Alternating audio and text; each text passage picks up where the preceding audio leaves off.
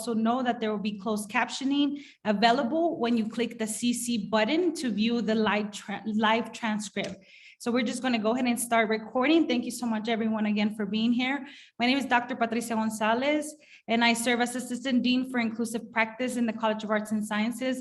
We are super excited to welcome Dr. Lisa Bagby, who's going to be talking about emotional intelligence and giving us a perspective that we can consider as we continue to do this work. So thank you so much for being here. Today's topic will cover the research that Dr. Bagby has conducted on emotional intelligence and what the 3 top emotional intelligence skills are that leaders should be using in their work. I know there are some students in this space as well. For you who identify as students, faculty, staff, I want you to continue to think about how emotional intelligence can help you launch your next steps as a student and or as a staff member or also a faculty member. Also, just want to thank everyone for being here and thank the College of Arts and Sciences for help making this event happen. I'm going to go ahead and pass it over to you. Hi, everyone. My name is Marisha Lopez. I work in the Office of Inclusive Practice for the College of Arts and Sciences. I'll be handling the questions or comments portion of this. We do ask that you wait until Dr. Bagby is done with her presentation before we take any. But in the meantime, during the presentation, if you'd like to drop something in the chat before you forget it, feel free to. I'll keep track of those. You can also use the raise hand feature at the end of our presentation. And I'm so glad you're all here. I'll pass it on to Erin now. Hello, everyone. Welcome. My name is Erin Cunningham. I represent the College of Arts and Sciences and the Be Well program. Be Well's goal is to support a culture of care in the College of Arts and Sciences and beyond. I'm going to go ahead and drop our link into the website so you can explore the cool holistic wellness resources that we have available to our students, faculty, staff, and community members. And I'd like to welcome you all. I also have the great privilege of introducing Dr. Lisa Bagby. But before I do that, I'd like to read a land recognition statement. So as we gather, we honor and acknowledge that the University of Colorado's 4 campuses are on the traditional territories and ancestral homelands of the Cheyenne, Arapaho, Ute, Apache, Comanche, Kiowa, Lakota, Pueblo, and Shoshone nations. Further, we acknowledge the 48 contemporary tribal nations historically tied to the lands that comprise what we now call Colorado. Now it's my great honor to introduce Dr. Lisa Bagby. Dr. Bagby has served as an HR professional for more than 20 years in roles from recruitment manager to HR director to her current role as a leadership coach at Providence Health and Services. In her current role, she designs training for leaders centered on what it is to think strategically, understand components of effective communication and its influence on change management and being a well-rounded leader. Many leaders struggle with having crucial conversations that result in changed behaviors within an organization. Dr. Bagby helps leaders overcome these challenges through role-playing, coaching conversations, and identifying their blind spots. In addition, Dr. Bagby loves the work she does today as an HR professional and gains the most enjoyment when she sees a leader practice what she coached them on.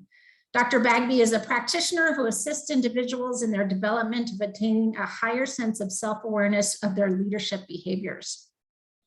Dr. Bagby recently attained her doctorate degree in organizational leadership and change from Rozier School of Education at the University of Southern California.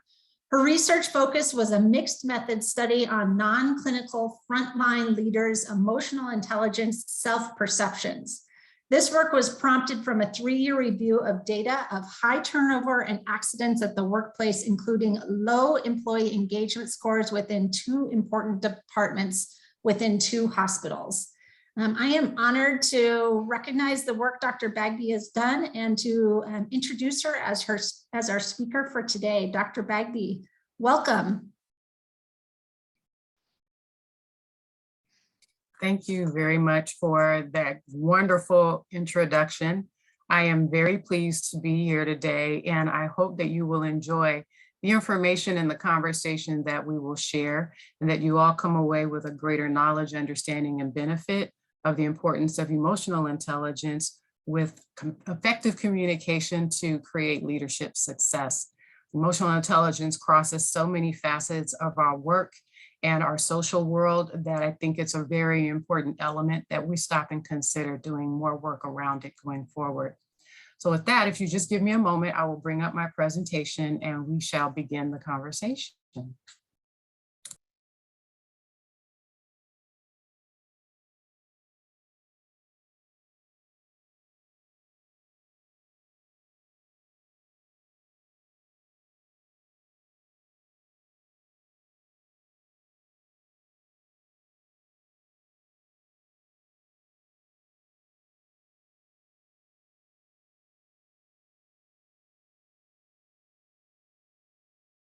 You're muted, Dr. Bagby.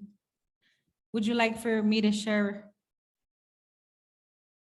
Oh, there we go.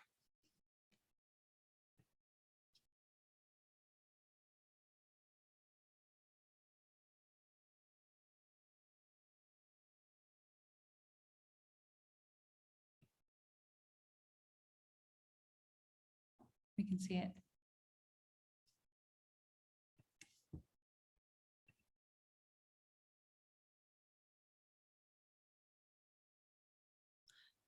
So right, yeah. The one to the left, another, go left one more. There we go, that's it.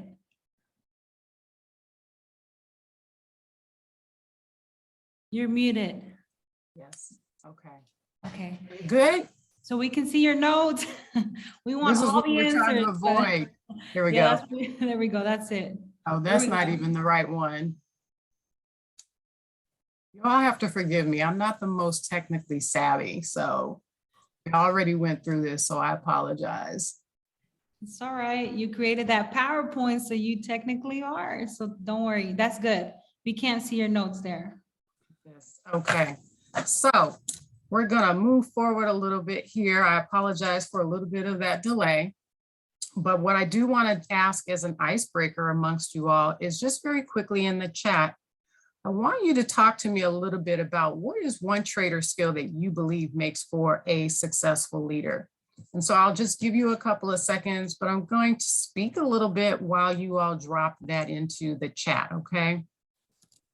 When you think about it, I will share with you really quickly what I believe is one of the traits that I think makes for a successful leader. And for me, it is courage. Now, I've had some conversations with some people inside of my own organization about this, and I'm pretty sure there's some people on the call who resonate with this. And so there's probably a smile going across the room a little bit. But for me, I feel that courage is one of those kinds of traits that individuals, leaders, really do demonstrate as part of the emotional intelligence skill. It takes courage to stand up and speak for something that may be an unpopular opinion. I think it takes courage to be an ally for someone who cannot speak for themselves or who may be fearful to speak for themselves. I think it takes courage to ask sometimes the question or have the difficult conversation that sometimes we are really very hesitant to embark upon. So I just speak to that because even though we don't necessarily associate courage as something that we think in the emotional intelligence realm, it actually can be related to emotional intelligence because it takes a lot of other skills, which we'll talk about, that actually makes for someone to be what I think is a good leader, applying courage. So just out of curiosity, can, I don't know, Patricia, Dr. Gonzalez, can you share with me what others may have put in the chat? Yes, so we have authenticity, grit. Any others? Authenticity and grit are good. Yes, absolutely. And we'll actually talk a little bit about authenticity.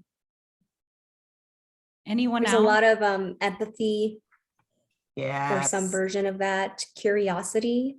beautiful. Oh, yes, I miss those compassion, integrity. I'm sorry, y'all, courage, empathy, someone who listens, humility. Mhm. Here we go. We're on a roll. Patience. I love it. Okay. Patience is one. Wonderful. Thank you all for contributing to that and sharing your thoughts. Every one of those is on the right path. There's really not a wrong answer that I heard in there, if you will. I'm going to share a story with you really quickly, however, and I want you to listen to it really, really carefully. And just for a moment, think while I share this story about what shows up from an emotional intelligence perspective. This particular excerpt comes out of Daniel Goleman's book, Emotional Intelligence, and this particular publication was circa 1990 or so. He says, "It was an unbelievably steamy August afternoon in New York City, the kind of sweaty day that makes people sullen with discomfort. I was heading back to a hotel, and as I stepped onto a bus up Madison Avenue, I was startled by the driver, a middle-aged Black man with an enthusiastic smile who welcomed me with a friendly, 'Hi, how are you doing?' as I got on, a greeting that he proffered to everyone else who entered as the bus wormed through the thick downtown traffic. Each passenger was as startled as I and locked into the morose mood of the day. Few returned his greeting. But as the bus crawled uptown through the gridlock, a slow, rather magical transformation occurred. The driver gave a running monologue for our benefit, a lively commentary on the passing scene around us. He said, 'There was a terrific sale at this store, a wonderful exhibit at this museum. And did you hear about the new movie that just opened up at the cinema down the block?' His delight in the rich possibilities the city offered was infectious. By the time people got off the bus, each in turn had shaken off the sullen shell they had entered with. And when the driver shouted out, 'So long, have a great day,' each gave a smiling response." I share that story because for me, it resonated around someone who is in the same space as other individuals. It's a crowded bus, it's a hot day. Imagine August in New York, it's humid. He drives that bus route every day. For him, it's a mundane type of experience, but he took the time to put himself in other people's shoes in that moment and basically say, let me see how I can make this a more enjoyable experience. This is the kind of emotional intelligence, if you will, that shows up. So I'll be curious to know as we kind of continue this conversation, what came to your mind as you heard this story? Another share that I will give with you is I recently sat on a seminar around communication and leadership as well. And I thought it was interesting that the host indicated that in his mind, he said leadership was how what you do makes other people feel. And I thought that that was really very poignant. I resonated for that. I really self-reflected on that. And in my mind, I actually said, this is really it in a nutshell. Good leaders are those who know how to really inspire other people. They know how to motivate people intrinsically. They know how to make other people feel good in maybe an otherwise uncomfortable space. So we'll move forward and talk a little bit about the definition of emotional intelligence. Now, I won't read it to you off the screen so much, but it does play a role in understanding what it is because it's a varied definition. It is a cognitive process of our emotions, but it's also about understanding others' emotions to some extent. Having that emotional intelligence, as far as my study was concerned, focused on 4 constructs in particular, but we will only talk about 3 today. So the constructs of self-awareness, self-reflection, empathy, and self-regulation. All of these have a role in the emotional intelligence that I'm talking about as a result of my study. And we will come to some interesting revelations and some ahas as we move through this. So the first one that I talk about is empathy and compassion. But before I delve too much into this, what I do want to really kind of highlight a little bit is when we do think about emotional intelligence, we are really exposed to it from almost the time of birth.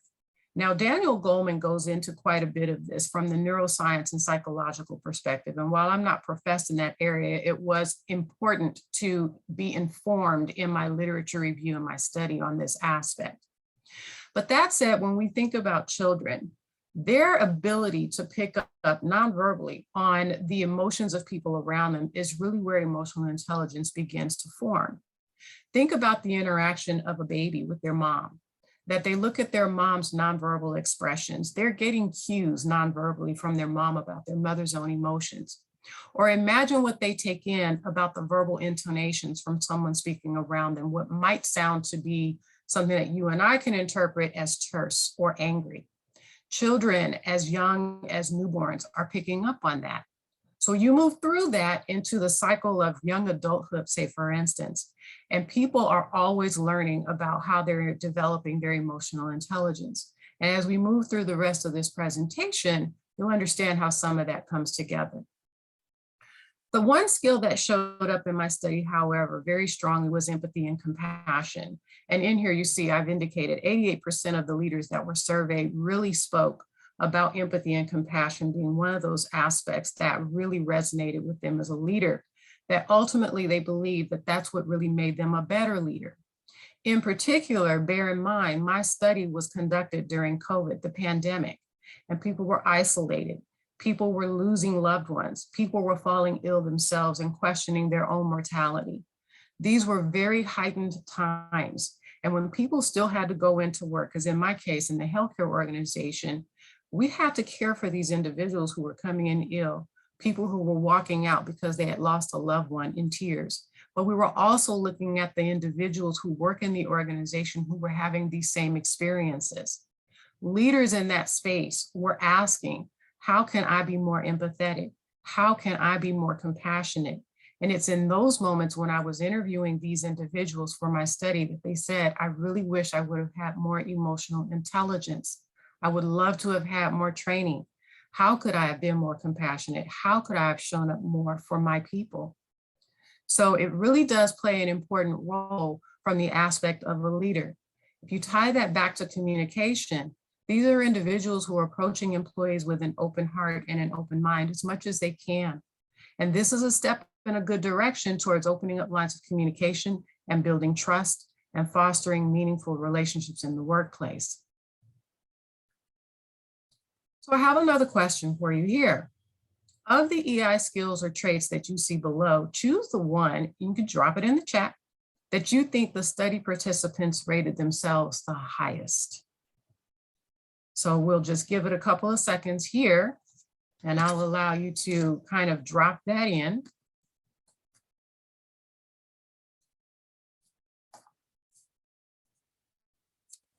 And if someone in the moderating area, Dr. Gonzalez or Aaron, perhaps, can you let me know what maybe some of the choices are? Are we seeing all four? Are we seeing a little more of one than another? What is it looking like? We're seeing a little more self-awareness, I think, but we are seeing all four, yes. Nice, okay. I think that's very interesting, and I think that's a great segue as we move into some of these other slides, so thank you for that. So what I want to talk a little bit about is what I alluded to at the beginning. The framework that I used in my study was steeped in social cognitive theory that was founded or a seminal work by Arthur Bandura. What he talks about is that there are influences in the ways that we develop. I associate and studied in it the space of how it influences our own emotional intelligence development. So the environments have a role in that. The persons whom we might interact with, the behaviors that we see modeled, all of these have an impact on how our emotional intelligence is influenced. So when we think about the environment, the things that we most, frequent, our home where we spend a lot of time, when we get into the workspace, school, colleges, universities, even the play art for that matter, and church as well, as some people who are spiritual and religious may spend a good amount of their time there. So these are just a few examples. But on the personal side, other influences can include things such as one's upbringing, how they're being reared or raised, the values that they're being taught, their family, the culture from which they come, and the religion or the spirituality that they may practice or embrace. Those influence one's emotional intelligence and development as well. On the behavioral, as you heard me speak earlier, is about what we see, what we model, whom are we being taught by, how are we being taught? Are we being taught in an empathetic and kind, caring way, or are we being taught in a very terse, almost fearful way? These are matters in which our emotional intelligence behaviors become shaped. And while most of that is formed from the time, like I say, from birth to young adulthood, pretty much through college, the beauty in all of this is that once we move from that space and we start to become more adult, more mature, we have the ability to change some of our own emotional intelligence and hopefully develop it further to hone some of those skills that much more. So the next that we studied was self-reflection. And where self-reflection was concerned, it was very interesting in the study, which I'll talk about in just a moment. However, self-reflection is that moment where we're able to pause and really think for a moment within about how our actions or even our words may have impacted someone. Whether that is, something that was a long time in the past or something that was right in the moment. So reflecting on actions or inaction at the moment or after the moment. But self-reflection is something that I'm sure we've probably heard a lot about in the more recent past. I would say for me, I feel it's come up a lot more in the last 4 or 5 years, but it really is part and parcel to our development from an emotional intelligence perspective. If we are honest with ourselves when we're doing any self-reflection, we're able to actually tap into our authenticity. If we are honest with ourselves with respect to self-reflection, for instance, through journaling, because a lot of times that is how self-reflection can show up, we're able to increase our own self-awareness. So the prior slide where I asked you to drop into the chat, I hear that there's a lot of self-awareness that people chose. We're going to talk a little bit about that. So we're halfway through here. And what it is a question about what is the big idea? What's the big deal around emotional intelligence? Emotional intelligence has so much to do with the cost to an organization and the impact that leaders have on individuals in the workforce.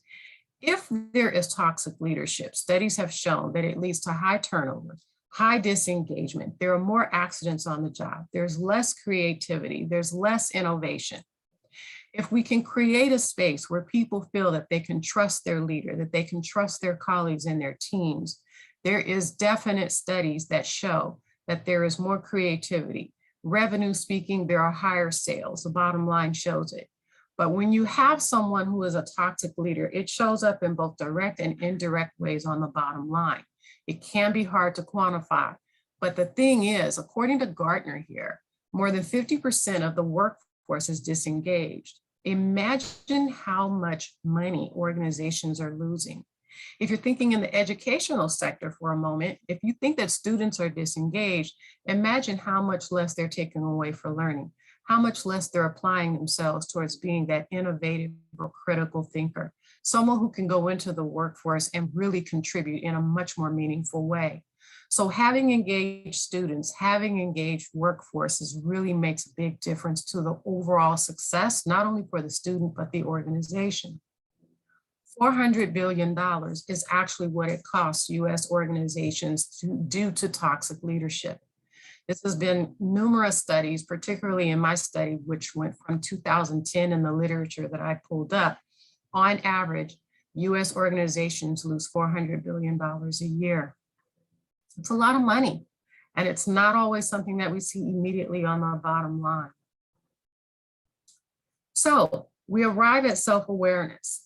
Here, I've dropped in a graphic that gives you the information from the study that I conducted, where essentially we have 100% of those who were surveyed that said that always or most of the time, they believed that they could admit their mistakes. Admitting your mistakes means that you have self-awareness for the most part, that you are taking part in a certain amount of self-reflection as well. It is my belief that you cannot have self-awareness without self-reflection, and you cannot have self-reflection, meaningful self-reflection, without self-awareness. But what was interesting is that in my study, through the interviews, when I asked around apologizing, for instance, which is a form of admitting a mistake, none of the leaders could recall a time where they had negatively impacted someone, where they may have needed to reflect and say, I probably should apologize for that behavior or that comment, or the way I may have made someone feel. So this was an important discovery. And as I began to analyze the rest of the data, it pointed to a need for more training around self-reflection because it does improve someone's self-awareness. And the question that basically was asked in the chat around which one of these do you think that they rated themselves the most highly on, it was self-awareness. So here I just show you the other graphic that indicates out of the study, various of the survey questions that really focus on self-awareness.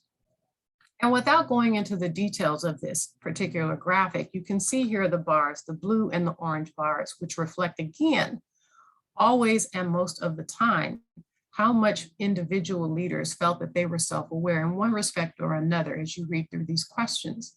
What was interesting to me, however, the last two questions, question 13 and question 16. So it's about, I show empathy and I can match my feelings with that of another individual.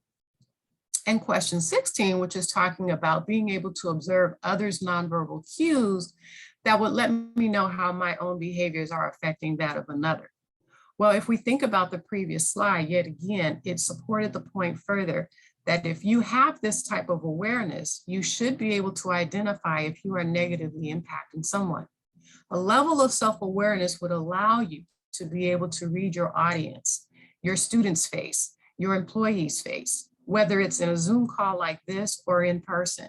But when you speak to someone or when you make a comment, there's usually an expression that comes across if you have upset them, if you have offended them. And if we're paying attention to that, and if we're honest, and if we are authentic, we can take a moment and pause, and we can choose to address it in the moment, or ideally self-reflect and maybe harken back to that individual and have a conversation about that, to apologize for that. That is all part of emotional intelligence. And it is what makes for better communication with leaders. It is what improves the organizational trust, the organizational commitment by the employee. It develops the psychological safety that's necessary for organizational success as well. So we're around the corner a little bit here and coming to a close on this. I came across this and it just kind of caused me to chuckle a little bit. And I liked it because it gave me a chance to kind of laugh in the sense that here we have the surgeon who is telling his techs, hey, look, this is why we lift on 3. That communication is not always as clear. Everyone doesn't necessarily understand it as much or as well as we think that they do. In this instance, I put in here that communication is oftentimes forgotten, overlooked, or taken for granted, but effectively it is the core of most everything. In particular, it is the core of someone who is a successful leader, a successful educator, because without clear communication, we lose sight, we disenfranchise people, we make people feel isolated, unheard. And if we are able to improve our emotional intelligence, if we are able to improve and focus on our self-awareness, we're able to be better communicators, make people feel included, make people feel heard and understood. We can empathize with their condition, and ideally we can apologize because we recognize where we may have done them wrong. So in conclusion here, I just talk a little bit about what I feel is the successful leader, and that they recognize the importance of applying their emotional intelligence skills, both in the verbal and nonverbal realms of forms of communication. It's really very important. We gotta be self-aware enough to recognize that how we come across being empathetic or compassionate is something that shows up almost in everything we do, and sometimes even based on how we say it. It has positive effects to the leaders, to the employees, and to the organization overall. And I do believe that being a great leader can come by practicing and developing your own emotional intelligence skills. So with that, I thank you, and I'm happy to take questions and engage the conversation.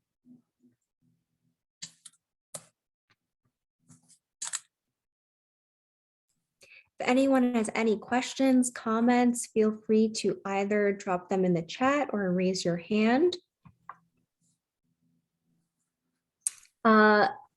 Amanda, are you clapping or did you raise your hand? Clapping. Okay, just wanted to make sure. Thank you. One thing I want to give as a last takeaway too is I really challenge all of you to think about where it is that you feel you can develop your own emotional intelligence. While I may have spoken about 3 of the skills here, there there's such a broad array of aspects that contribute to our own emotional intelligence development that we can really develop overall. For me, I feel like it's always forms of communication, styles of communication. But I really challenge you to go within and do your own self-reflection in your own time and space, and be honest with yourself and think about what it is that you probably would like to do better in that space, and then work on that effectively with someone that you trust, or show up across your students or your employee or your teams, if you will, as practicing that new skill a little bit better. Erin has her hand raised. Dr. Bagby, thank you so much for that presentation. I found it fascinating. There was two data points that I wonder if you could unpack a little bit more, and they related to the apology data and the self-awareness data. Yes. Just wonder how you interpret those two data points when comparing them to the other, if that makes sense. So that's a really good question. And, the presentation didn't allow me to go into it too much because I'm trying to keep it, somewhat concise, right? But it was one of those that when I did the analysis in the survey and was reading through all of the information there, and then did my interviews, it was able to connect the dots as I was interviewing individuals about literally sitting with them with no ability to recall a time when they either saw that they had upset someone and they didn't dial into their own awareness of seeing it and apologizing, as the case might be, whether it was to say, I'm sorry if I've upset you in the moment, or that something in fact was really kind of jarring to that individual. But no one could seem to bring that to the fore in their recollection. What I will share, however, what was interesting on the other side of that was there were leaders who were able to cite examples of when they had experienced in another workspace a leader that had offended them, right? Their own toxic behavior. So they could recall those instances where it happened to them, but they could not recall their own instances when they did it to someone else. Thank you so much. Yeah. So Dr. Bagby, just wondering, as we continue to have these difficult conversations, and I think about, I was most recently doing a workshop on treating each other with respect, microaggressions, and one of the comments that came up from one of our faculty members was that the person above them told them, you need to stop being more emotional. You need to stop being emotional. It's not allowing you to do your job. And as we think about your findings, it's evident that emotional intelligence is important to the work that we're doing. So how would you address an individual that says to someone, you need to stop being less emotional because it's not allowing you to do your job well? What can we say to that individual? The individual who needs to practice a little more emotional self-regulation, or the one who is telling them to practice more of self-regulation? The one who is telling them, y'all need, okay. So their message delivery. Yes. So I feel that in those instances, those are times, in my opinion, if there's an opportunity to see that unfold, is to have a conversation about how, remember I said at the beginning, how what you do makes other people feel. That's a time to be able to pull that individual back, try and put themselves in the other person's shoes. But what I think is very helpful, and I've done this in my own role, is role playing. So sometimes if you mirror back to that individual in a role play, how they just communicated that particular phrase or message, they get a chance to hear themselves. This is the beauty of role playing, because sometimes people don't stop to think that way, but that also goes back to self-awareness. We have a great question in the chat. And then I believe, Nils, did you have a question to ask too? I'll go to you after this. So Chantel asked, how does your research take into account neurodiversity? Well, that's a big question, and I have to be honest because it actually did not delve into that at all. That is something that I've certainly thought about exploring from kind of a bit of a neuroscience aspect, but that is a much larger body of work that I have yet to delve into. Nils? Yeah, just had sort of a, thank you very much for that talk. It was thought provoking. I had a question just about self-awareness, muscle building. So do you have any sort of specific recommendations for, Building methods that? for building self-awareness? And then maybe, maybe starting with self-reflection, right? You mentioned journaling, I know, but like, Yeah. where would you go there? Yeah, that's a really good question. And I do, I know there's some people who I know that are on this Zoom call that know I lean heavily on really encouraging people to journal. But sometimes it's even meditating, believe it or not. Mhm. But being still in the space and really being, like I say, again, honest with yourself. How are you feeling in a moment? What are you thinking in a moment? Being very present and asking some very, sometimes, more difficult questions. Being honest with ourselves is not always as easy as people think. It really is. And so I think that's really a large part of where it begins. But as I also mentioned, if there's a trusted partner, for instance, who sometimes you can either dialogue with or role play with or get honest feedback, that is another way in which to help increase that particular skill. But that's also a great question. Great questions across the whole forum here. I love it. Amanda? I am raising my hand this time. I am curious about if you have any guidance or recommendations. I find that in trying to lead that you can walk up to a line where someone is really kind of pushing your boundaries of how compassionate you can be, or I'm also, I think, one who is maybe overly self-aware. I don't know if that's possible, but I will always look to see it. Like, is there something that I did that made this person react this way, when I feel like maybe I'm giving that person too much of an out, not holding them accountable, because I'm always looking back at myself. So I don't know, what recommendations could you give me to maybe figure out where is that boundary of holding someone else accountable and still being compassionate? Okay. And so, and that's a fair question. And it's not black and white, but it is a very careful balance. I love that question, Amanda.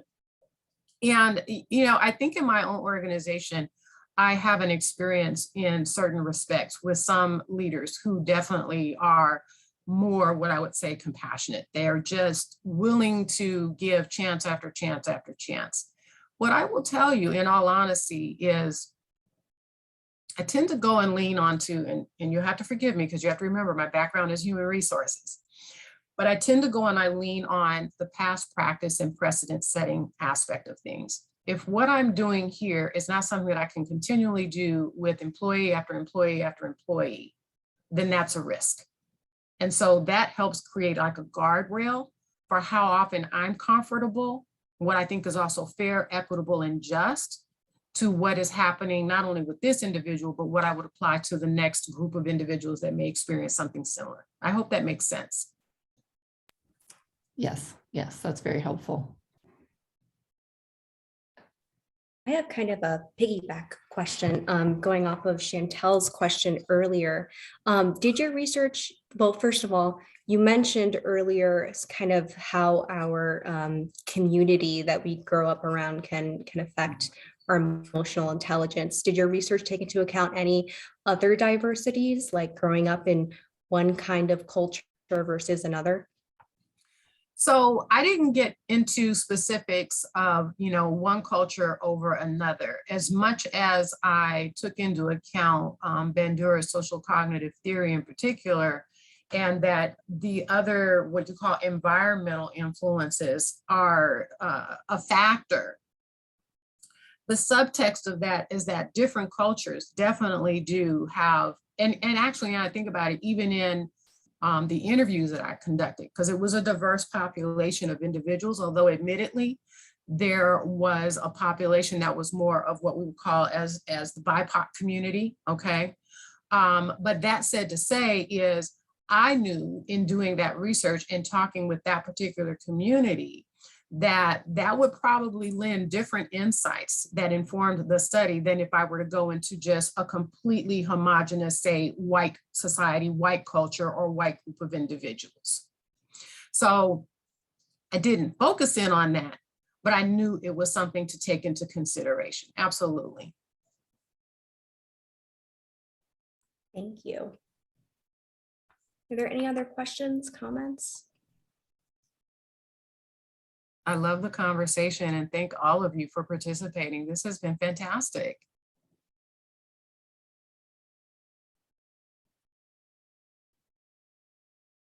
We do have a comment in the chat from Casey. She said, I think it's important to try and remain grounded in your self-reflection, always trying to see and hear things from both sides. When I self-reflect, I try to explore as many facets as possible to gain a well-rounded approach, especially when dealing with people. Yeah, that's a great comment. And thank you for sharing that, Casey. As I mentioned during the presentation, I feel that self-reflection has been one of those that's really come up more in the last 5 years, especially a lot of emphasis and literature and learnings even around it. It really is important for grounding oneself, honestly. But I just cannot underscore it enough that we have to be able to be authentic with ourselves. You know, it's your own space when you're doing self-reflection, right? It's just you and you're being present in that moment.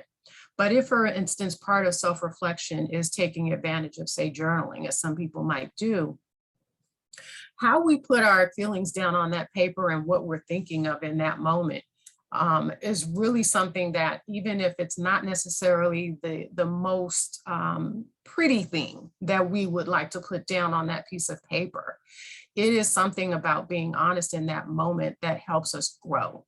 We go back and we might reflect on that later. We might reread that particular entry at a later point in time. And if we worked on developing ourselves, if we've worked on our own authenticity, if we've worked on continuing to stay grounded, if we go back and read that entry, we will have seen how we've actually grown and usually come away feeling that much better, like, wow, this was how I felt, or this is how I learned that I made someone else feel. And I've moved here and I know, or I'm more self-aware, or I've been better at, look how far I've come. Well, thank you so much, Dr. Bagby, for sharing your research, for sharing your knowledge. I know this work is important, and so just want to thank everyone for showing up. I also want to invite, if you are part of the ANS community and identify as a staff member, don't forget that we have our staff summit coming up on May 19th and 20th, and we'll continue the conversation from not only talking about emotional intelligence, but other ways for us to become a tighter community and a supportive community. So just want to thank you for challenging us to think about that as a strength, right? Like I think about that comment that I heard in my last presentation where someone said, you need to stop being more, less emotional, and what that means for someone who shows up their full authentic self, and what we're doing when we're restricting or asking someone to hide that important piece of themselves. So thank you for reminding us of the importance. In the chat box, I have included a link. We want to offer Dr. Bagby some feedback. So maybe bring her back. If you have any other topics of interest, please do fill out this workshop survey. Thank you so much. Dr. Bagby will hang out for about 10 minutes if you have any private questions, and we'll stop the recording now. Thank you everyone so much for being here today. Thank you everyone too.